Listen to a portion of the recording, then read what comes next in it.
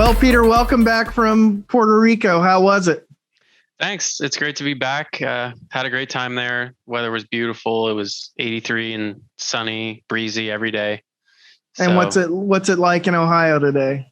well, we got back late last night and it was about 17 degrees. It had snowed 4 inches, so I had to dig out the car from the airport parking lot. And yeah, it's about 23 degrees today and it's been snowing on and off all day. Well, as we look forward to the conversation this week, I thought it would be good to explore a little bit how you made the transition from sort of just running your properties to thinking you needed more intensive management or managing more than just your properties, what went into that. And then you mentioned last week about you've acquired in the past and you're in the middle of transactions today. So I thought people might be interested to know how you approach that process. And I'm in the middle of a transaction myself, buying both a building and a business and using the SBA process.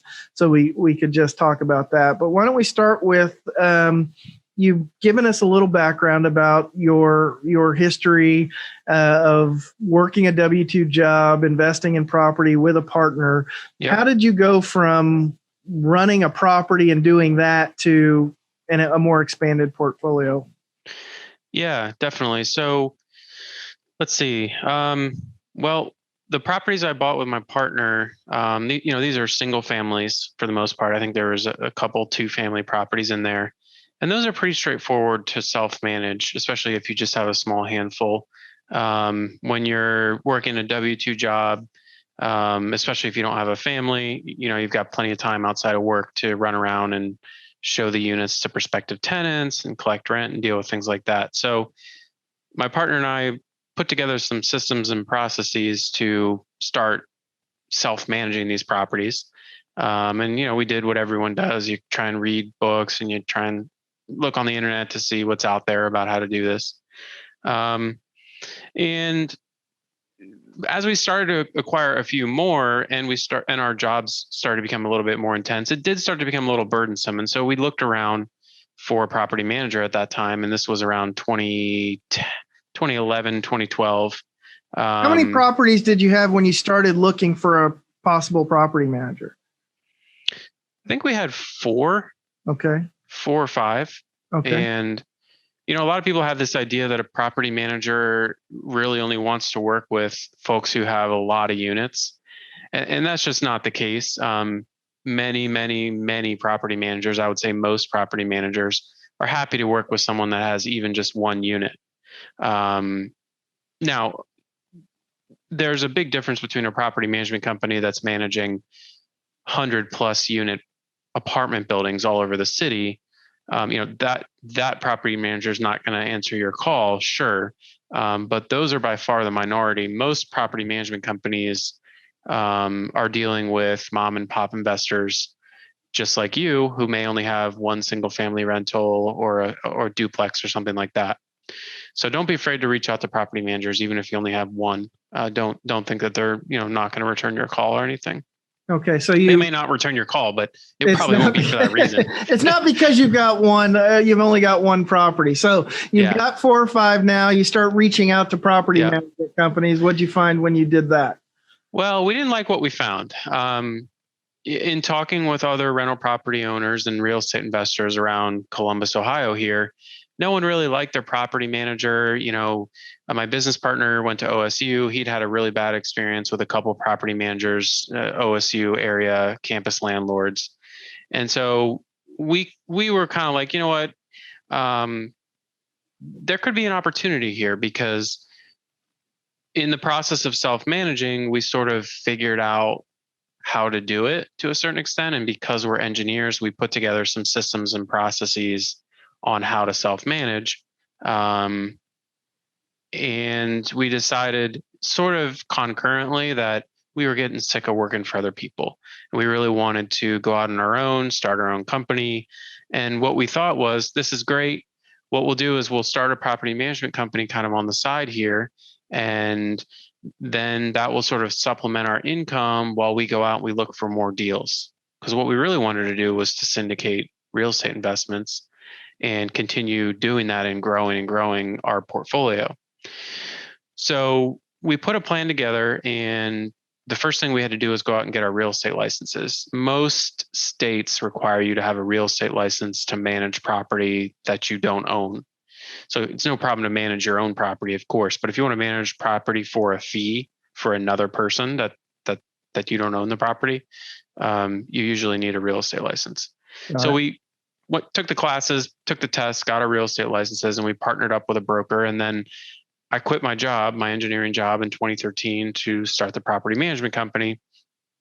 Again, with the intention to, build it up to some nominal size such that we can go out and continue buying deals.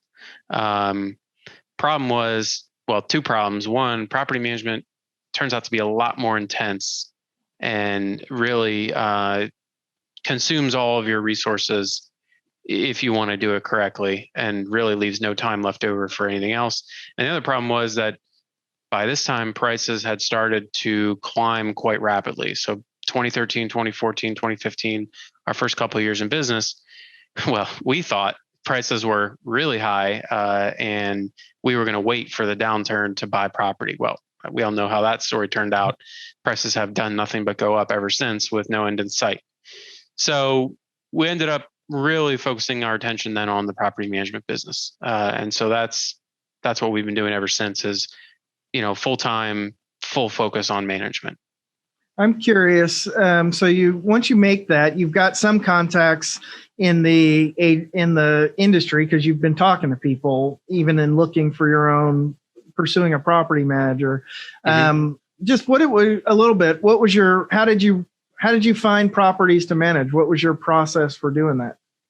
Yeah, so it's a broad approach, and it includes a lot of networking. So go out, of course, to every real estate meetup, investment group, realtor meetings, professional groups, referral groups, anything where you're out and about bumping up against other folks who either own rental properties or help people who do. So I'll take a little tangent here.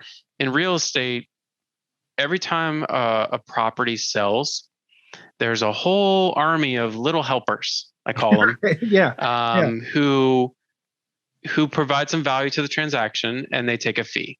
Okay. So of course you have the real estate brokers and the realtors, and then you also have the lawyers. You have the title company and the folks who work there. Wait a minute. You count the title company as the title insurance as a value add to the transaction? Well, 99 out of 100, it's not, but the one time you need it, I guess. that one out of 100 may come in real value. All right. The bankers, right, CPAs. Right. So all these folks, although they may not own rental properties directly, they are in a great position to refer you business. And so it would behoove you, and it did me, to stay in front of them, sort of remind and refresh them that, hey, I'm in the business of property management. I'm a thought leader in the space. We do right by our clients, and kind of, hope that they're going to remember you next time their client buys a property. So I did a lot of that. We also threw together a website. I remember vividly, I was at a conference for my day job, and I was coding this property management website for our new company we were going to launch. I did it on Squarespace years and years ago, and that website served us well for quite a while. And we did some Google AdWords advertising so that if someone searches for a Columbus property manager, ideally you're going to rank highly in the organic search results for that. But that takes time. And in the meantime, you can, of course, buy ads so that you show up in the sponsored results for the keywords that you care about. And that works well. We got a lot of business through that way. The referrals. What else did we do? I think that was about it back then. It was, of course, I went on the internet forums like Bigger Pockets. I spent a lot of time on Bigger Pockets. We've definitely gotten some business through there. You can get into Facebook groups. There's a lot of Facebook groups, talking about real estate investing. So there's no panacea for generating leads. You really have to have your hands in a lot of different areas. And then ideally folks see your name a couple times and then they'll reach out. It's interesting as you talk about it. You had the W-2 job, and that was in engineering, right? You were an engineer. You had one particular model that you were pursuing, the syndicating real estate deals and just kind of doing property management on the side. You networked, and then you completely pivoted to property management, or not completely, but a big chunk. That kind of when I hear that, I hear it commonly. One, I think of it as engineers who speak English, but you've got a system mindset, but you're able to communicate well and apply it to completely different things. You didn't learn property management in engineering school. Right. You didn't pivot your business. You were able to do that because of a particular skill set. So it speaks to a more business mindset than is the engineering related to that or Yeah. You raise a great point, and I've thought a lot about this. When I was because a lot of people say, why did you leave engineering? Like, did you not like it? Or, I liked engineering, but it got boring for me. And maybe it was just the line of work that I was in, but it was basically just, here's your next project and you're turning the crank, right? You're applying the same exact thing that you've already done to the next project. And it takes a couple months, and eventually you're done, and you go out and you commission that project, and then you get another one. And that was fun for a while. I was an engineer for 5 years. But I was craving more. I was getting bored at work, and that was reflecting in my performance. And so I don't necessarily have this burning passion for property management specifically, but what I really like doing is really two things. One, I really like helping people be successful, and I think that there's something that really appeals to me about real estate investing as a way that sort of the common person can really increase their net worth in a way it's hard to look at other paths that have the same bang for your buck. You can go out and buy a duplex, live in one side, get owner occupied financing, an FHA loan. You can put very little money down. And if you just do a good job managing it, you could even move out, rent the side that you lived in. 5-10 years down the road, you're going to have the better part of $1 million net worth, as long as you bought in a decent area of town and you paid down the mortgage that whole time. Right.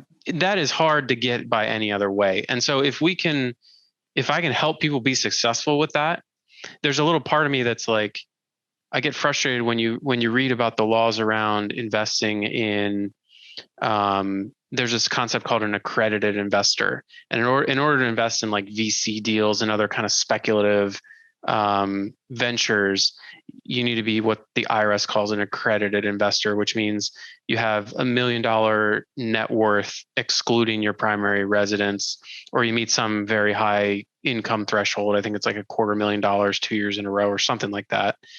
And if you don't meet those qualifications, you literally are not allowed to invest in these other areas. You have to stick to the stock market or real estate. But real estate really is kind of like the backdoor into the alternative investment world. So I love the idea of being able to help people be successful there. But what I also really like doing is the challenge and excitement of growing and building a business. Now that happens to be property management right now, and I really feel that we're good at that here at the company. But for me, the challenge of organizing the team and creating the systems and the processes that allows our clients to be successful and our team members to be fulfilled in their job, I love that. And whether I was running a coffee shop, or a widget manufacturing company or a property management company, there's commonalities there in how you structure and organize a bunch of different people such that their output exceeds their input. Right. The value created is more than the cost input, and that value is shared by you as the business owner and the client who's paying you. So as an engineer, I learned about first principles, right? And I think there's a lot of commonality, I think, between lawyers of all people and engineers, in that they're both taught how to think rationally and how to sort of structure and organize their thinking in a way that can be foundational or from first principles. and in a way that you can take something and you relate it. You can learn one thing, and then you can take that what you've learned and relate it to something else that may not be exactly the same. And so that was very powerful. And I'm glad I have my engineering degree, and I'm thankful that my parents pushed me into doing that, even though I didn't really want to, because it forms a mindset that you can take anywhere, right? Right. And that served me well. I'm really thankful for that. And you know, I think I had an innate talent for it, and it was sort of cultivated by my time in engineering school, and I feel blessed in that way. That's awesome. It's a process. When I look at employees, and I started a company with bare walls, and you grow, and you're generating value for your clients, but there's a next level when you start. I was willing to take risk for myself, but then you're generating income for other people. You add employees, and you've got this thing going. It's a completely different process, that growth, that approach to growth and systematizing that. So you grew, and then you decided to acquire, and still, I believe, are you in the middle of a transaction now? Can you? Yeah, so I'll talk a little bit about our previous acquisitions. Right. So within the first few years in business, we came across another property management company owner that was sort of divesting the third party property management portion of their business. This was a larger company that focused primarily on real estate syndications that they would own and then directly manage. But when they started, they took on third party management as well, meaning management of properties that they didn't own or have any ownership interest in, and they wanted to get away from that. So it was perfect timing. We struck a deal with them where we bought their book of business for their management contracts and took that over. It was small, it was only it was like 30 or 40 units that we took over, but that worked out well for us. A number of those clients are still with us. We're still managing their properties. And then we did a very similar thing on a larger scale in 2020. So about a year ago now, we purchased a book of business from another local property management company owner, very similar. He owns a large and successful real estate brokerage that took on property management just to sort of keep the relationship with their clients such that when they would be ready to buy or sell again, they would already have that relationship. But what they realized, just like we did, is that property management is really intense and it can be a big distraction if it's not your core focus. And so they decided to divest that part of their business. They're happy selling to us because we don't do brokerage. So if a client wants to buy or sell, we'll refer right back to them. It's great synergy there. And so that was about 130 units that we bought from them. And obviously we still manage most of those. It's only been a year. Did you finance that? Did you negotiate that? How did that, a little bit about the transaction process? Sure. So the first one, the small one, was small enough that we just paid cash. That was no problem. The one we did last year, so we structured, there's kind of two sides to this. The first is that we structured the deal with the seller such that we would be paying half up front and then half a year later.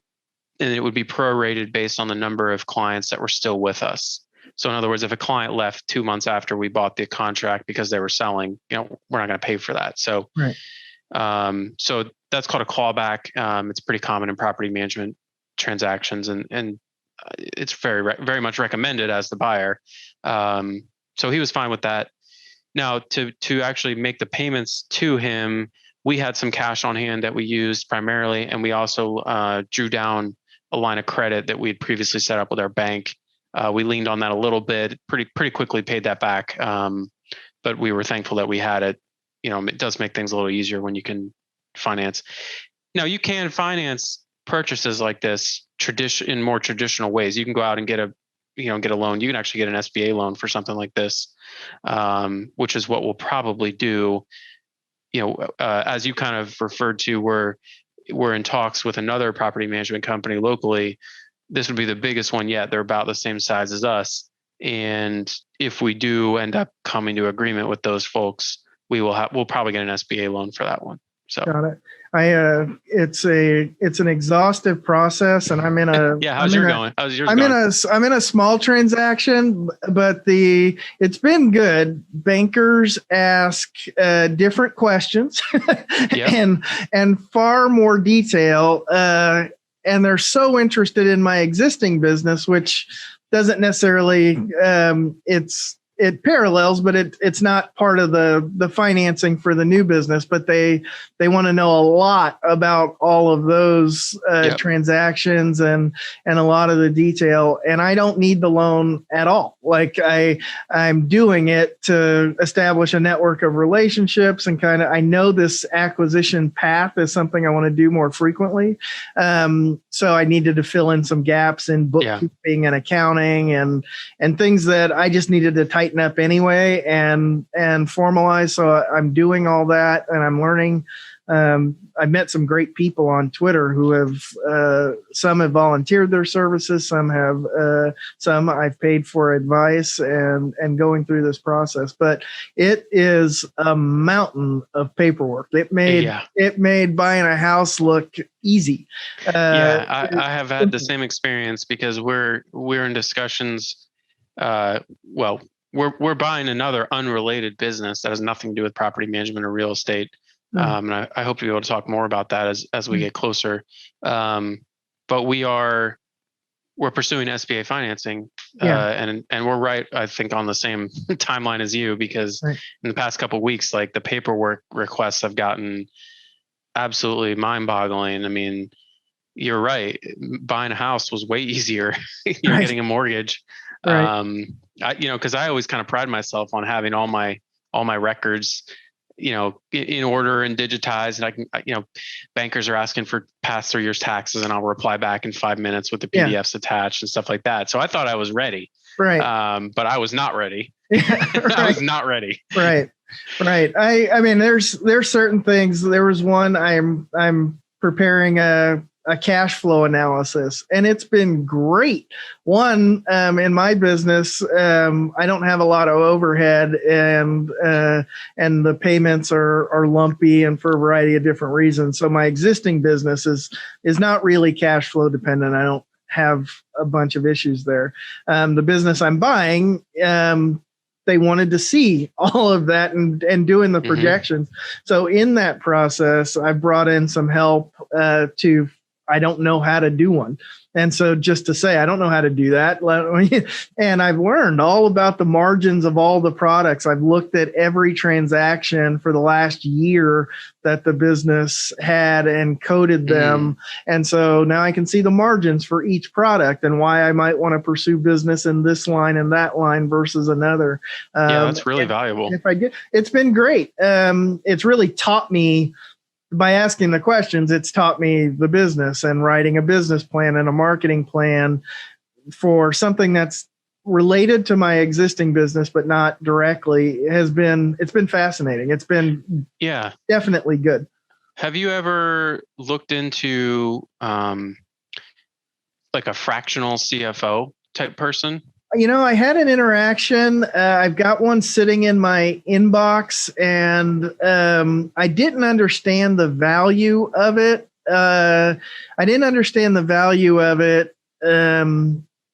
I've got a guy that I use to do my books, and I know that it's more bookkeeping than CFO. But I didn't really understand the value proposition for a fractional CFO, but I didn't dismiss it. But I did understand that I needed to add this more professional skill set. And so I'm sitting through it. I'm learning. I go through the phase where my eyes glaze over. I've sat through the LinkedIn accounting course, the basics of accounting. I've done all that. And now I'm sitting through 8 weeks of how to build a 13-week cash flow analysis. And then I think I will be a better consumer of that fractional CFO work product. And so I totally intend to circle back on the fractional CFO, but why don't you tell me a little bit on what the difference of a fractional CFO versus a bookkeeper, what am I getting out of that fractional CFO that I might be unaware of? Sure. So the first thing I'll recommend for everyone, I'm just looking up something here, is that there's a book called, you mentioned taking the LinkedIn course on accounting. I'm not familiar with that. I'm sure it's good. The book that I read 8 or 9 years ago, right around the same time I started my company, was just, those For Dummies books, the yellow Yeah. ones. Yeah. I think it was just called Accounting for Dummies. Yeah. And I think it changed my life, because it gave me like a basic level understanding of business accounting, and it helped to make real for me the difference between debits and credits, Right. and assets and liabilities, and the three primary financial statements, which is the cash flow, the balance sheet, and the income statement, and how those tie together. And just you nailed it.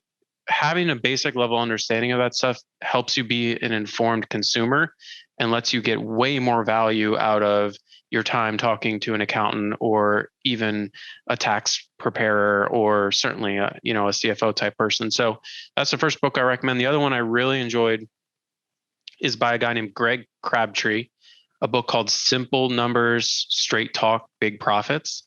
And he kind of building on that accounting for dummies. It's like, it takes it one step further and puts it into the perspective of a small business owner with very practical advice. Not just like, here's how to read a statement, but like, here's some ideas about how to run your business to make it more profitable. Here's some red flags. Here's some guidelines. If you're running a service business, you should be spending no more than 50% of your revenue on labor and stuff like that. Right. So highly recommended. Fractional CFO, we do not have a fractional CFO, and I've not had one before.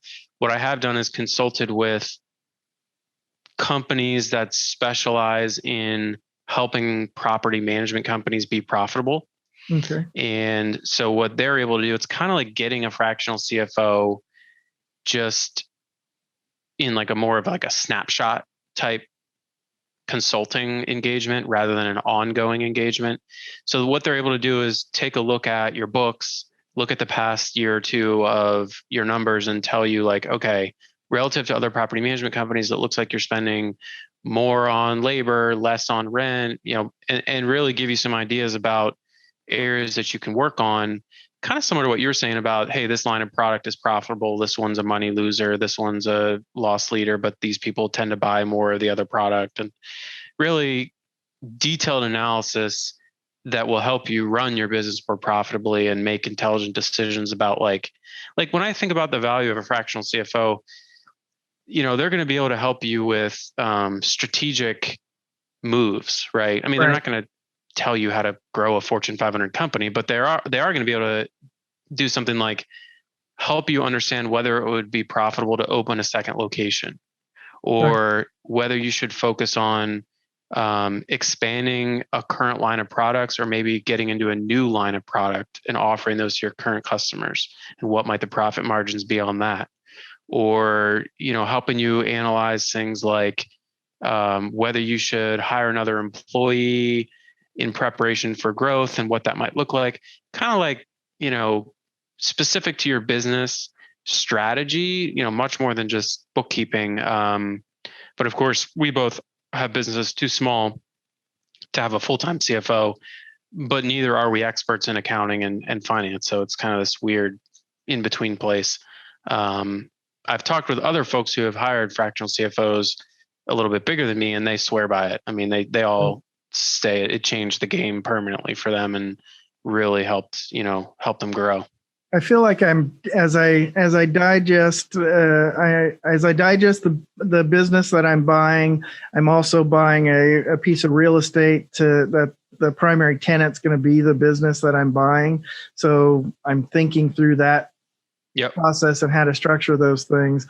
But I know that as I digest that, the point of doing that is to set the stage for the next purchase, and I expect to talk to someone and get some of that advice. I've already gotten some great advice in building sort of the accounting platform base that Yeah. I've built. But yeah, that kind of detailed analysis, I appreciate the spur in that direction. Hopefully other people will get some use out of that. Yeah. All right. Well, is there anything else you wanted to bring up this week, or what's on your mind for the show in the days and weeks ahead? What kinds of things do you want to talk about, and why are you doing it? Yeah. So I'd love to talk, some more about property management, what it's like running a small business. Property management it's a recurring revenue services business. And there are other businesses like property management, some of which are service but non-recurring revenue, and some of which are recurring revenue but not service.